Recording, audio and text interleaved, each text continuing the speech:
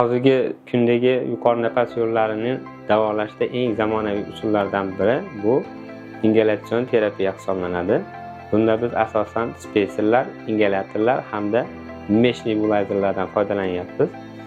Spacerlarning qulay tomoni bular ham arzonligi hamda tayyor dori vositani chaqaloqlar yoki shu yotoq rejimidagi bolalarda ishlatish mumkinligi hisoblanadi. Ikkinchisi kompression nebulizerlar. Bular suyuq holatdagi dori vositasini yuqori nafas yo'llariga bosim ostida yetkazib berishini ta'minlaydi. Bularga hozirgi kunda yangi chiqqan ultrazvukli, ultratovushli nebulizerlar ham foydalanishga kiritildi, lekin ularda shu bosimni pastligi yoki belgilangan diapazondagi dorilarni ishlatish imkoniyati borligi sababli faqatgina ayrim holatlarda qo'llaymiz. Uy sharoitida ishlatish muhimroq hisoblanadi.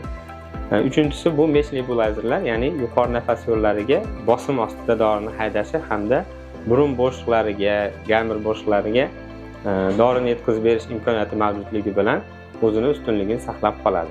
Har bir moslamani o'ziga yarasha dori vositasi hamda kasallik turiga qarab uni dozasini tanlash tavsiya qilinadi. O'z boshimchalik bilan ishlatilgan vositalar yoki dorilar kasallikning tuzalishi emas, uni kuchayib ketishiga sabab bo'lishi mumkin.